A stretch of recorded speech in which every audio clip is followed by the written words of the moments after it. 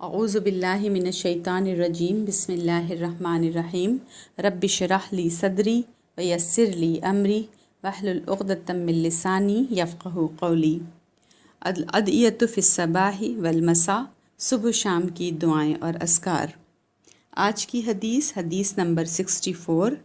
عن ابان ابن عثمان رضی اللہ عنہ قال سمعت ابی یقول قال رسول اللہ صلی اللہ علیہ وسلم ما من عبد یقول فی صباح کل یوم و مساء کل لیلۃ۔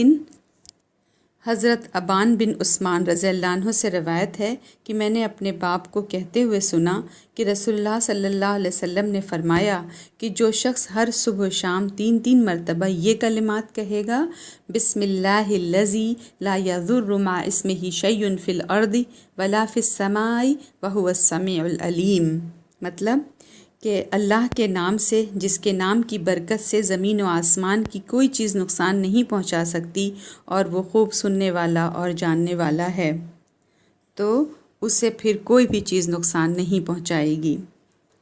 فکان ابان قد اصابہ طرف فالج فجعل الرجل ينظر الیہ فقال له ابان رضی اللہ عنہ ما تنظر الی اما ان الحدیث کما حدثتک ولکنی لم اقلہ یومئذ لیمضی اللہ علی قدرہ، رواہ الترمذی و ابن ماجہ و ابو داود۔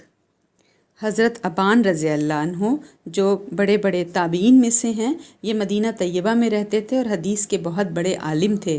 انہیں اپنی وفات سے 1 برس قبل بدن کے ایک حصے پر فالج کا حملہ ہوا تھا۔ جب وہ حدیث بیان کر رہے تھے تو سننے والوں میں سے ایک شخص نے ان کے جسم کے حصے کو، اس متاثرہ حصے کو تعجب سے، حیرانی سے دیکھنا شروع کیا۔ یعنی وہ اس الجھن میں تھا کہ ایک طرف اس حدیث میں پوری حفاظت کا وعدہ ہے اور دوسری جانب خود راوی فالج میں مبتلا ہے۔ تو حضرت ابان رضی اللہ عنہ نے کہا، تم میری طرف کیوں دیکھ رہے ہو؟ حدیث رسول صلی اللہ علیہ وسلم ویسی ہی ہے جیسی میں نے تجھ سے بیان کی ہے، لیکن میں نے اس روز یہ دعا نہیں پڑھی تھی، یعنی پڑھنا بھول گیا تھا، تاکہ اللہ تعالیٰ کی لکھی تقدیر پوری ہو جائے۔ اسے ترمذی، ابن ماجہ اور ابو داود نے روایت کیا ہے اور یہ حدیث حسن ہے۔